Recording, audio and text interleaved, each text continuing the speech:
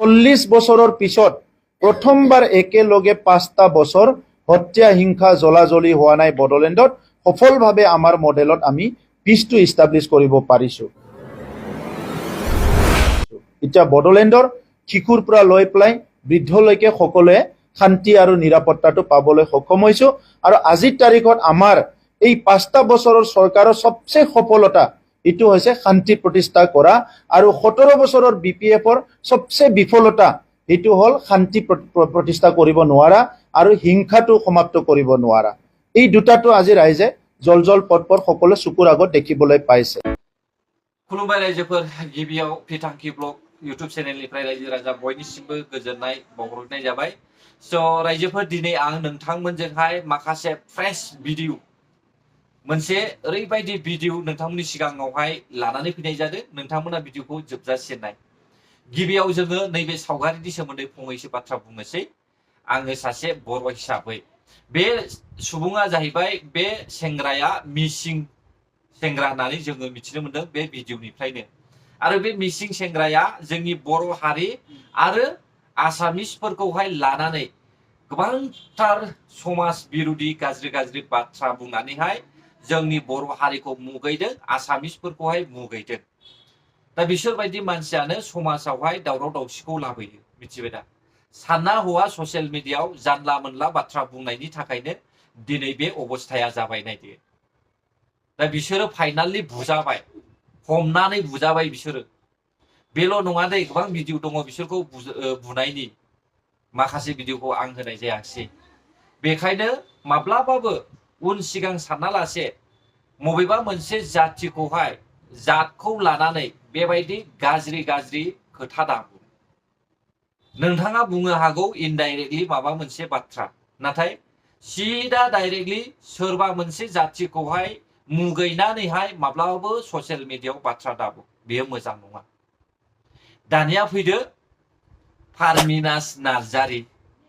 जानांगौ नोंथांमोना पारमिनास नार्जारीखौहाय सिनायखायो।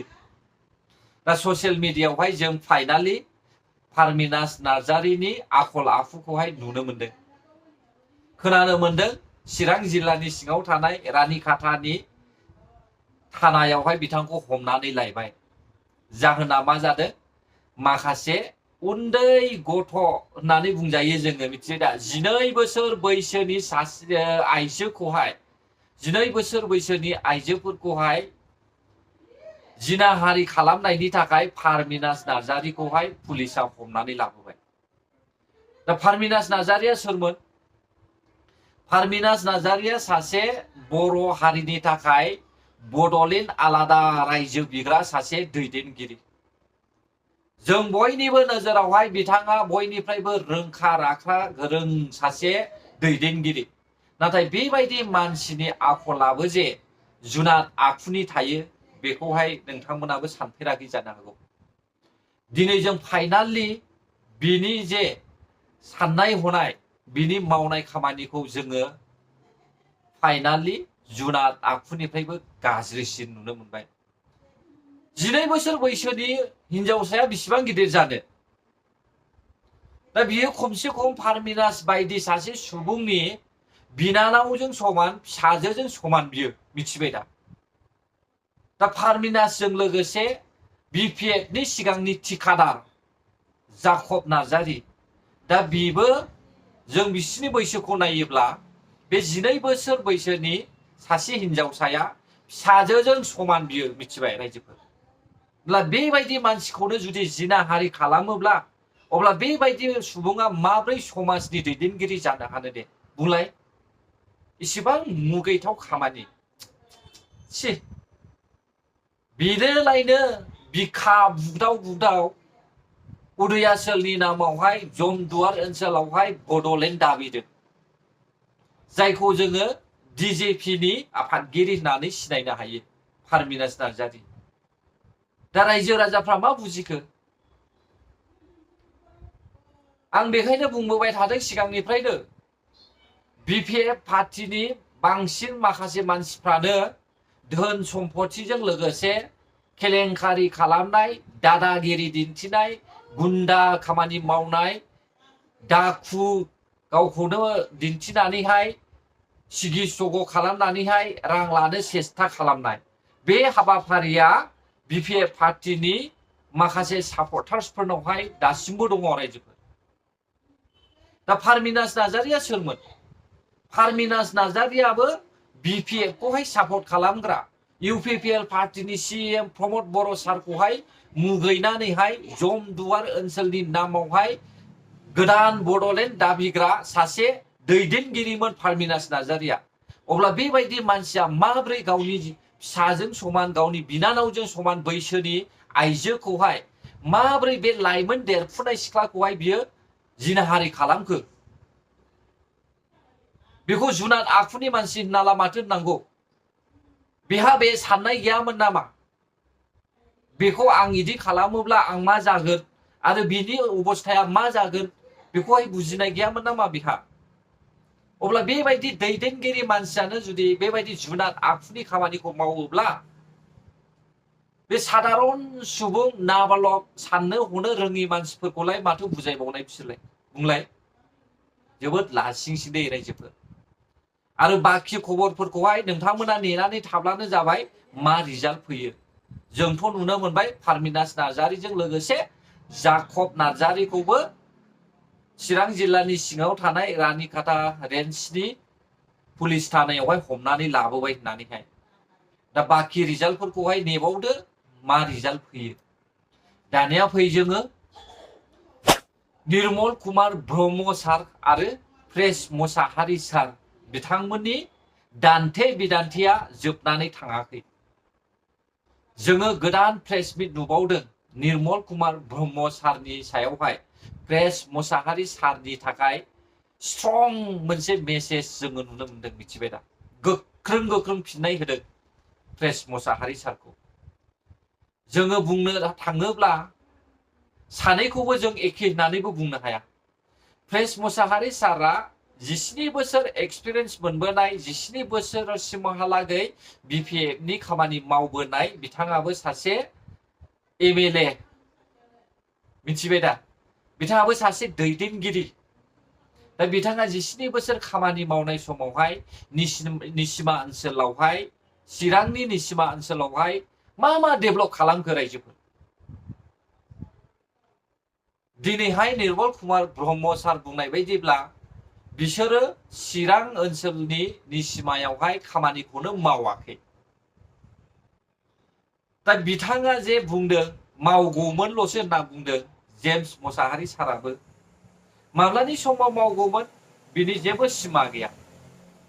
नाथाय दानि जे इउपिपिएल सरकारनि जे खामानि मावनाय बिसोरो जेरै बुंदों ओरै खामानि मावदों।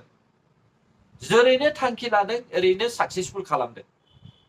एकमात्र बिथांमोननि गोरोन्थिया जाहैबाय जेलनिफ्राय एनडिएफबि बिथांमोनखौहाय रेहाय खालामनो हायाखै। बिनि मेन दायनिगिरियाबो एनडिएफबिफ्रानो। मिथिबाय दा? बावैसो सिगां नोंथांमोना आसामनि chief minister doctor Himanta Biswa शर्मानि खुगानिफ्रायनो खोनाखाबाय अनजालि दैमारि मेडामनि सायावहाय बिथाङा जे खुगानिफ्रायनो गावनि गोसोनि साननायखौ फोरमायदों। बेयावनो नोंथांमोना बुजिखाबाय जानांगौ। दा एनडिएफबिफोरनि जेलनिफ्राय गयैखौहाय हेंथा होग्रायाबो एनडिएफबिफोरनिफ्रायनो दंखायो। दा बेखौ जोङो आन्दाज मोनखादों।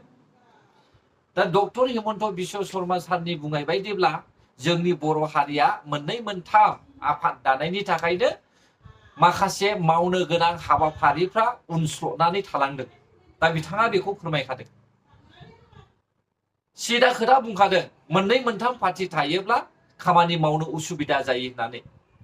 दा बेखौहाय लानानै माखासे इउटुबार्सफ्रा मा बुंदों? डक्टर हेमन्त बिश्व शर्मा सारा खैसार सादों होननानै बुंदों। मामाया बर' हारिखौहाय फुस्लायदों होननानै बुंदों। दा बेबायदि इउटुबार्सफोरनि गोसोआ मा मिथिबाय दा? जोबोद गुसेब थोंजों सानग्रा। जों ओरैनो नुखायो मोननै मोनथाम पार्टि दायोब्ला गावनि हारियानो बोफ्ले सिफ्ले जायो। बेखौ जों ओरैनो नुखायो।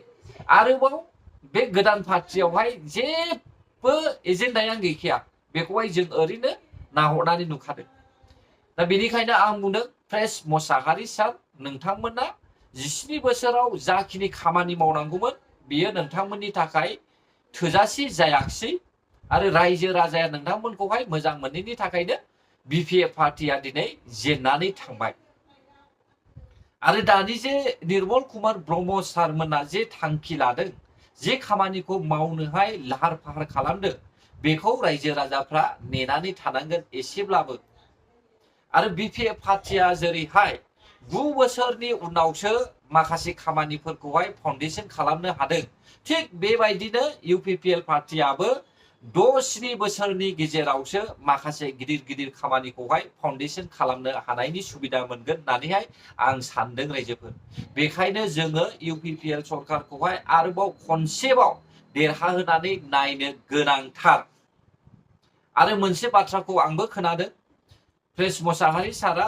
निर्मल कुमार ब्रह्म सारखौहाय टिकेट लानो थाखाय टिकेट बिनायावहाय दिनै मुखुब जादों होननानैहाय ना टिकेटनि थाखाय सेस्था खालामदों होननानैहाय नाथाय बे टिकेट बिलायनानै गाव बिनानै लादलायनांगौ बे नेमखान्थिखौहाय इउपिपिएलआव आंबो नुवाखै इउपिपिएलनि सिएम आसो सायख'नानै होगोन सोरनो मा बिबान होगोन बेखौहाय दैदेनगिरि गाहायासो सायख'नानै होगोन बे बाथ्राखौ जों इउपिपिएल पार्टिनि सिएम प्रमद बर' सारनिफ्रायनो खोनाखादों आरो बै समनिफ्रायनो जोङो खोनाखादों दै जेरावहाय बिपिएफ पार्टिनि चिफ हाग्रामा महिलारि सारा सोरबा जुदि एमएलए जानो गोसोब्ला एमएलए नि टिकेट नांगौब्ला हाग्रामा महिलारि सारनोहाय 3 लाख रां गथायनांगोन होननानै बै समावनो बुंखादों दा बेबायदि नेमखान्थिया बिपिएफ पार्टियावसो दङ दा गावसोरनाव थानायनि थाखायनो